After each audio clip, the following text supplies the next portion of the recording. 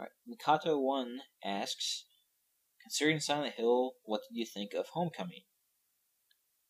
Well, I don't actually have it. I don't have Homecoming.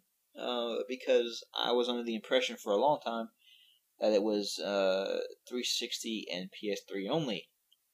However, it does appear that it is also for the computer. And I'm a bit worried to get it for the computer because generally going from console to PC, the controls are really bad.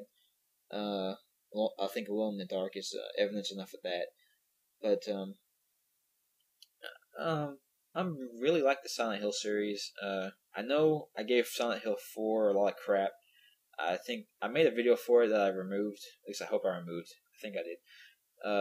About it, and I think Silent Hill 4, my problem with it was I just didn't understand it. I understand the story now. I read more on it, and the story seems really interesting to me, and it seems more Silent Hillish than I was giving it credit for. But I'm still not going to beat it because the last half of the game pisses me off a lot. Going back through the entire game again with Walter Sullivan chasing you, that is a huge pain in my ass I don't need.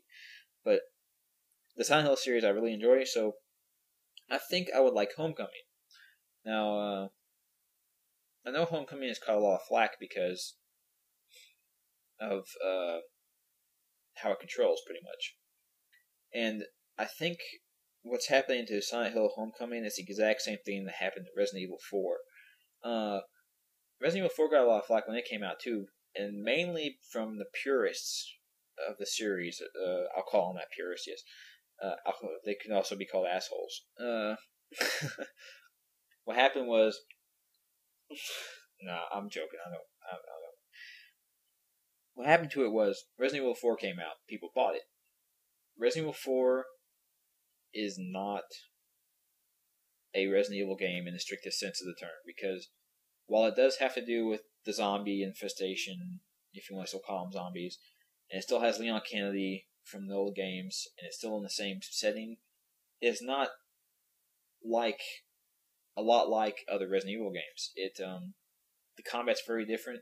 You don't run from stuff quite as much. You don't have to conserve ammo quite as much. You basically go around running and gun and murder everything you see, and do it without a lot of fear of dying as long as you're good. But whereas the other Resident Evil games were more about creating a tense setting, that where you should be scared all the time. At any moment, death could jump out from around the corner and kill you. Death could kill you now. Resident Evil 4 was different because it was more about running around and killing things, adventuring, being a badass. That's the big thing. You are a badass in Resident Evil 4, whereas in the other games you're not. You're like a rookie cop, or just somebody who got thrust into the situation and has to try and struggle to get out. It's always tense. Resident Evil 4, I would not call that game tense. It was really difficult. It was a real big pain in the ass. There were moments where you had to be quick on the draw or die, but it didn't have a survival horror feel to it, really. It wasn't scary. It was just, action-packed, I guess. It was an action movie, not a horror movie, so to speak. And I think Silent Hill Homecoming is suffering from that same thing. People who are purists of the series, I guess myself, because I kind of complained that Silent Hill 4 was not a Silent Hill game. I think it's catching a lot of flack because it doesn't seem as survival horror oriented as the other old Silent Hill games were. The old Silent Hill games you had to run constantly. You had to conserve ammo. You had to run away from stuff, especially if they were in groups, because you were completely vulnerable. You were always under the intense risk that you were going to die horribly because the monsters were pretty powerful, considering they did quite a lot of damage, and you didn't do a lot of damage. Comparatively, you had to unload a lot of ammo into anything to kill it, and that was the idea for Silent Hill. You were weak. The monsters were strong. You had to run. You were always in fear of death, and that was a big thing for Silent Hill. That was a big appeal to people for it. So Silent Hill Homecoming comes out, and it's like Resident Evil 4. Now you're not a helpless person. Now the monsters aren't completely overpowered, and now you are meant to fight them.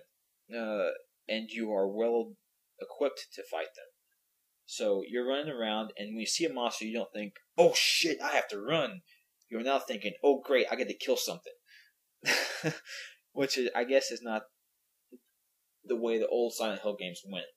And people are like, there's a backlash against that from people who are big Silent Hill fans, and I don't know. I think I would like, as I said, I think I would like it if I tried it, even though I'm a really big Silent Hill fan, because I think that method of gameplay is good, and from what I can tell, the story, while lacking, seems to be in the vein of the old Silent Hill games, and it involves Silent Hill at least a little bit. So that's my thoughts on it. JC Foundation asks, could you play Left 4 Dead and post the video up when it comes out? Well, honestly, I guess I should be ashamed as a gamer to say this, but I had never even heard of the game before you mentioned it. But I went to look it up, and I've got to say right now, I am a sucker for zombie anything, pretty much. I'm a huge sucker for zombie films. Even there are a lot of zombie films out there, and I try to collect them, and I've watched a lot of them, and I've generally enjoyed them, even ones that I know are huge pieces of crap. Like some of the straight to DVD stuff that's come out. I've watched them. Like, I think, what was it, Night of the Living Dead 3? I don't think that was ever actually a theatrical release. It was pretty much a straight to DVD thing, I think. But I watched that and I was like, yeah, zombie film, woo! People dying. This guy got his head ripped out, and his spine. He had his head ripped off, but not completely. So some of his spine was still in his body. So he was a zombie walking around, and his head was on this big like spine stalk thing as he was walking. It was really just, it was horrible, but it was a bad movie, I will say, but I enjoyed it because I like zombie films. So Left 4 Dead, it's a zombie game. I think I would like it. I'll have to look into it more when it comes out and see some reactions to it, some gameplay footage of it to make sure that things are going the way I hope they're going to go. But I can see a lot of room for bad things in the game, such as the squad gameplay. It's nice that they're encouraging multiplayer, but the fact that you have to have it, and if you don't, you have these AI that can go with you. That seems a bit, I don't know. Especially the fact that,